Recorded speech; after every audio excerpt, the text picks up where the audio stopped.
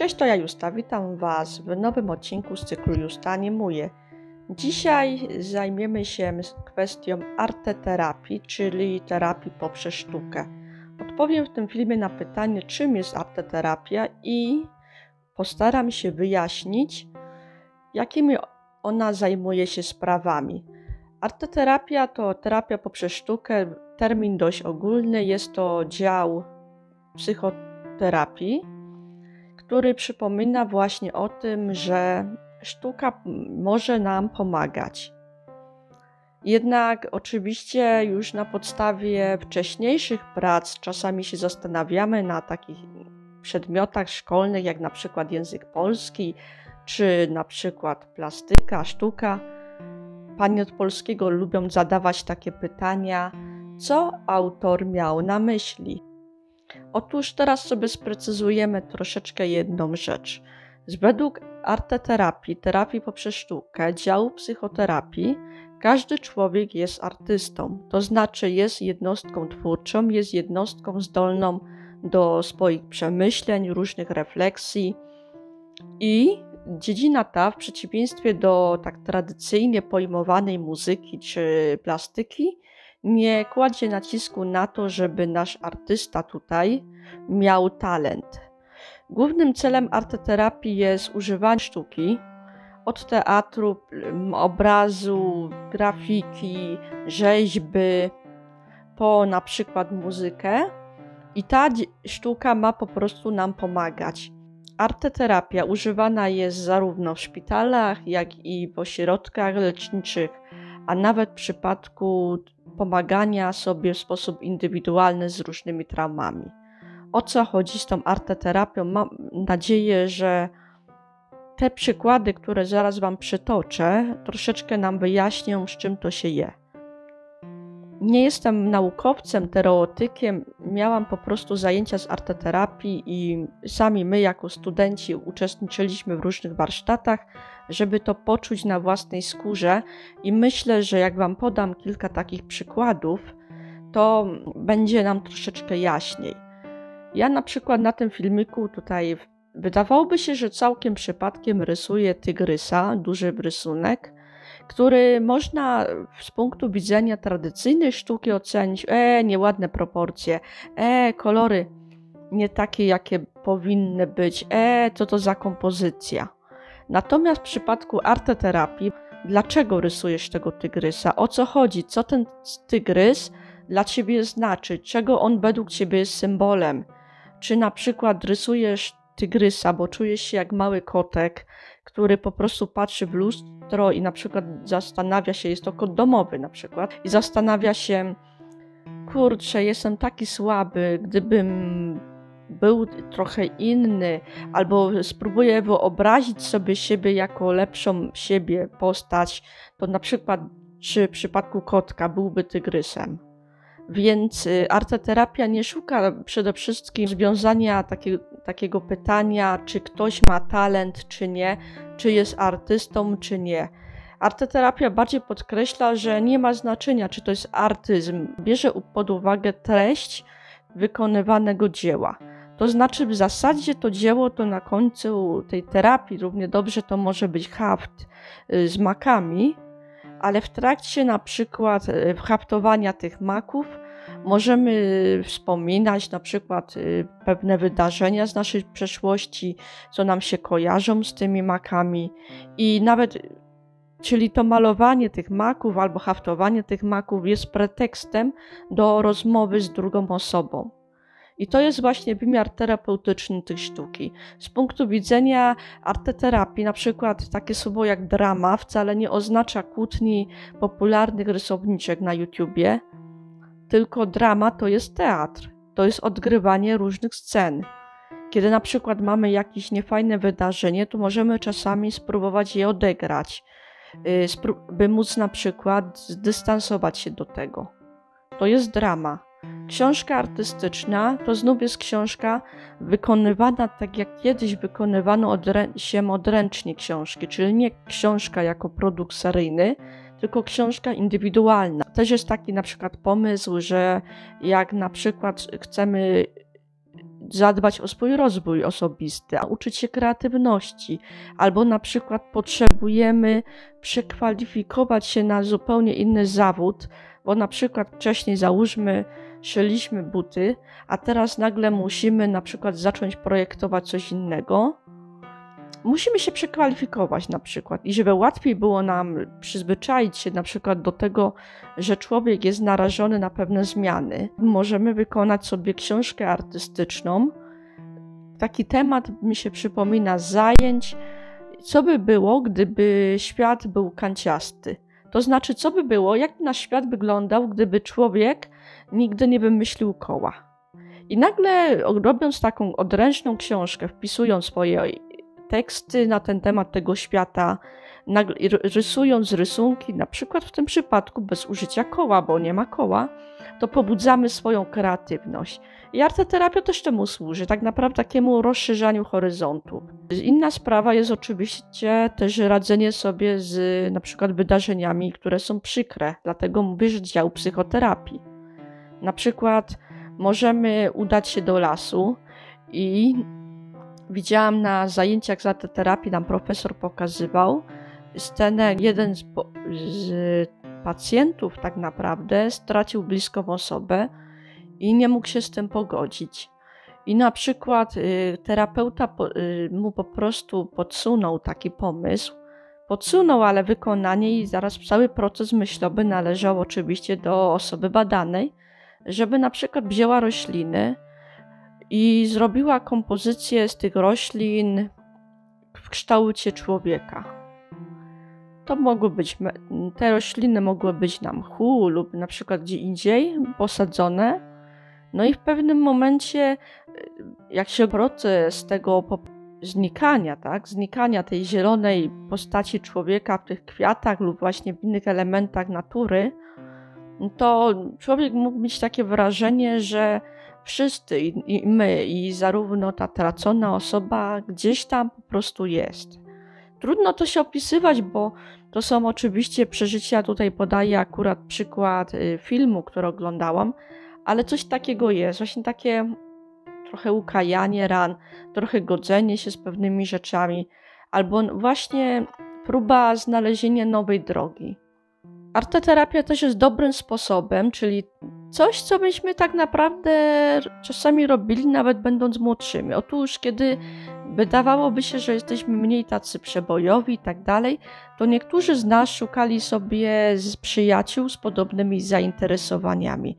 I na przykład za pomocą tego, że rysowaliśmy na przykład ulubionych bohaterów, pisaliśmy o tych bohaterach, chcieliśmy z innymi ludźmi rozmawiać na ten temat, pokazywać, że na przykład jak jesteśmy w fandomie, załóżmy cyfrowych stworków, to ja posiadam wiedzę na ten temat, wy też się tym interesujecie i dzięki temu, że teoretycznie rozmawialiśmy o ulubionym anime, to w rzeczywistości tak naprawdę to anime było narzędziem do tego, żeby łatwiej nam było komunikować się z innymi ludźmi.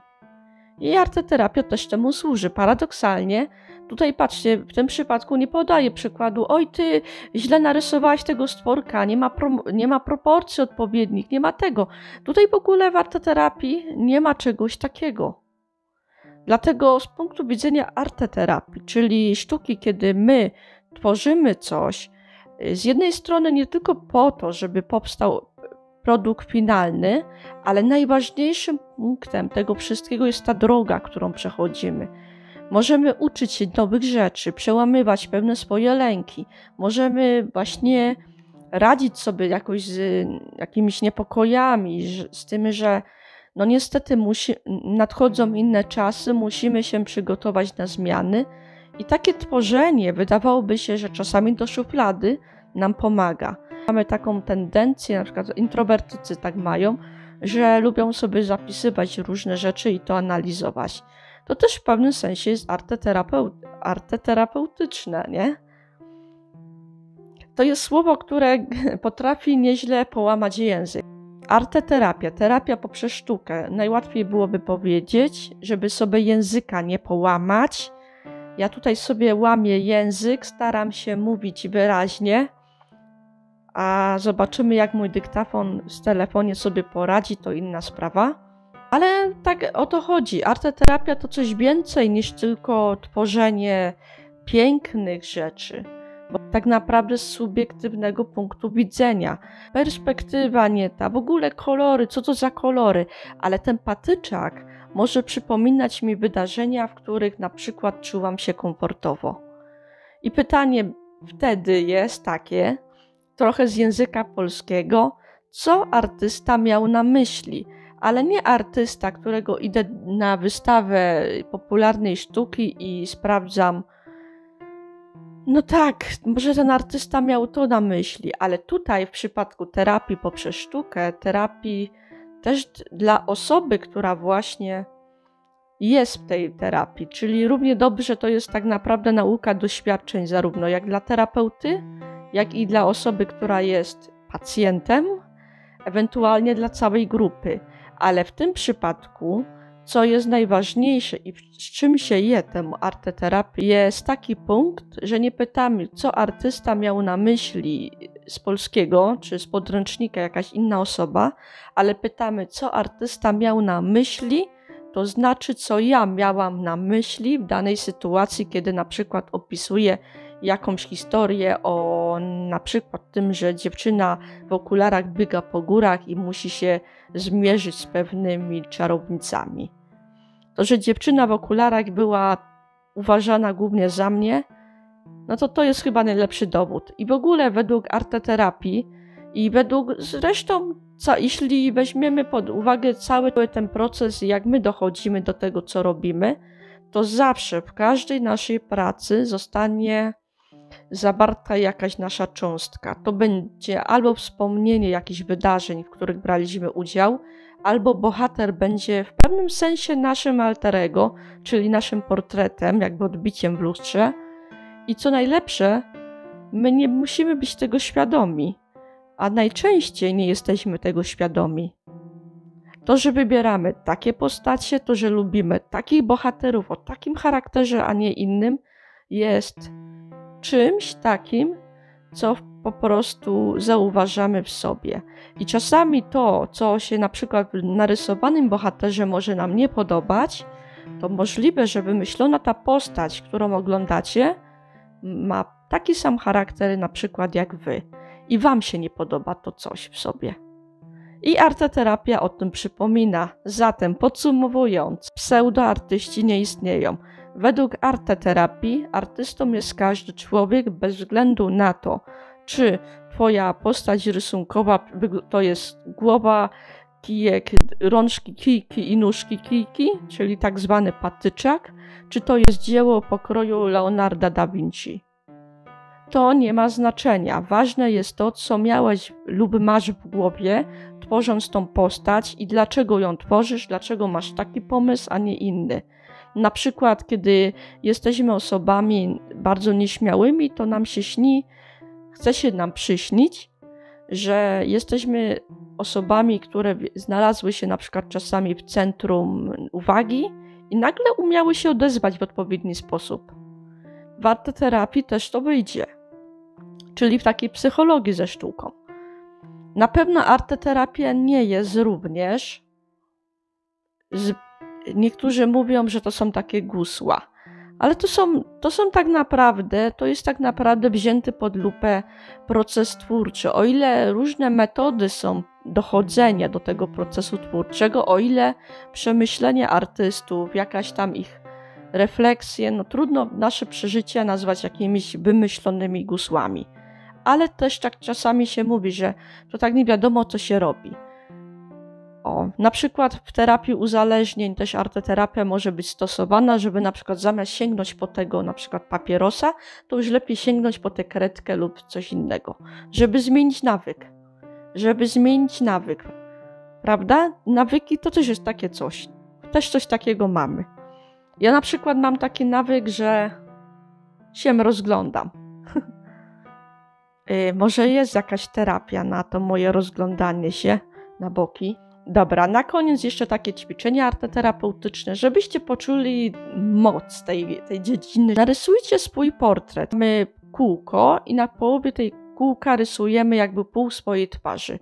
Zasłaniamy tę twarz tą część rysowaną przez nas i dajemy innej przypadkowej osobie, możemy tylko powiedzieć, że dorysuj, to jest połowa twarzy na przykład Justyny.